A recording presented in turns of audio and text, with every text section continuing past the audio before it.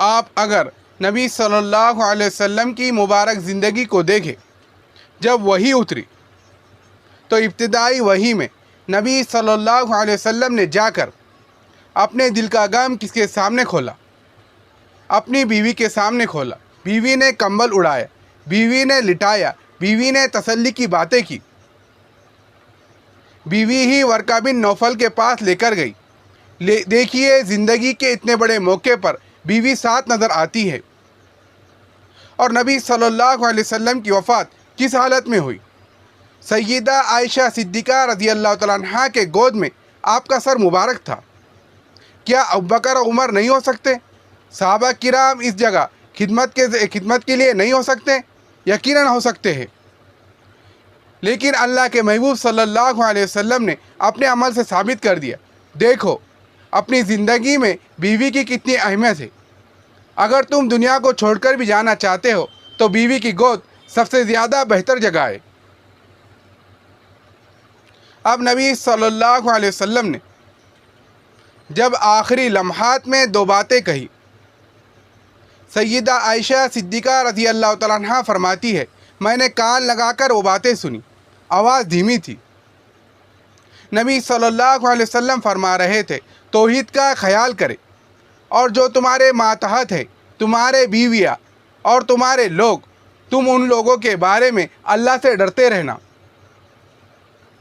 گویا نبی صلی اللہ علیہ وسلم کے زندگی کا لب لباب یہ تھا کہ بندہ اللہ کی توحید پر پکا رہے، اور دوسرے جو ماتحت ہے جیسے بیوی، جو اس معاملے میں سب سے بڑی ماتحت ہے، اس معاملے میں اللہ سے ڈرتے رہے۔ اللہ کے بندے اللہ سے دعا کرتے ہیں، اے اللہ ہمیں ایسی بیویاں دے، ایسی اولادیں دے جو ہماری آنکھوں کی ٹھنڈک ہو، جن کو دیکھے تو دل باغ باغ ہو جائے، طبیعت میں فرحت پیدا ہو جائے، ترنگ آ جائے۔ ایسی بیوی ہو اور ایسے بچے ہو، اور جو بیوی انسان کے ساتھ موافقت کرنے والی نہ ہو، دین کے معاملے میں قدم ساتھ بڑھانے والی نہ ہو، یا دوسرے معاملات میں مرد کچھ کہے عورت کچھ کہے، تو اس جیسا مظلوم انسان دنیا میں کوئی نہیں ہے۔ اس لیے حدیث پاک میں دعا کی گئی ہے کہ اے اللہ میں آپ کی پناہ مانگتا ہوں ایسی عورت سے جو بڑھاپے سے پہلے آدمی کو بوڑھا کر دے۔ نامراد اور ناموافق بیوی بوڑھا کرنے میں گھوڑے کی ٹانگ کا کام کرتی ہے۔ اس لیے ایک نوجوان کی بیوی اس کا ساتھ تعاون نہیں کرتی ہے۔ اس نوجوان نے کہا کہ اچھا جب میں مر جاؤں تو تم شادی جلدی کر دینا۔ اس نے کہا کیوں؟ تو کہا کہ تم جس سے شادی کرو گی اس سے پتہ چل جائے گا کہ مجھے جوانی میں موت کیوں آئی۔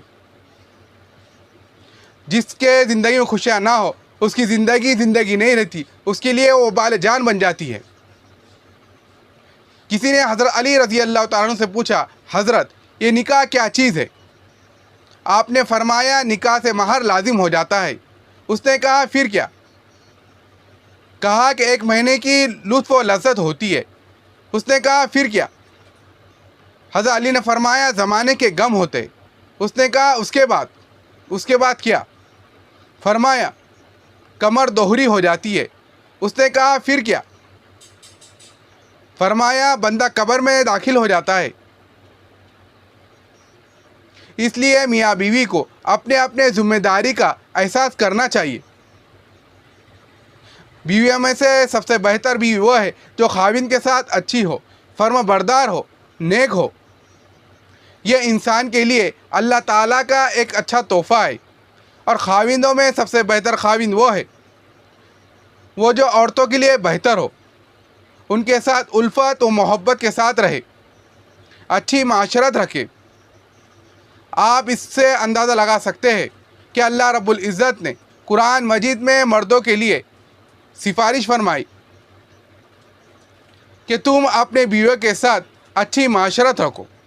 حیرت کی بات ہے کہ پروردگار عالم نے اپنے کلام میں عورتوں کی سفارش فرما رہے ہیں۔ اس لیے مفسرین نے لکھا ہے، جو آدمی اس آیت کو پیش نظر رکھتے ہوئے بیوی کے ساتھ اچھا سلوک کرے گا، اللہ تعالیٰ قیامت کے دن اس کے ساتھ بھلائی کا معاملہ کرے گا۔ اے میرے بندے، تو نے میری سفارش کو قبول کیا تھا، آج میں تمہارے عملوں کو قبول کر لیتا ہوں۔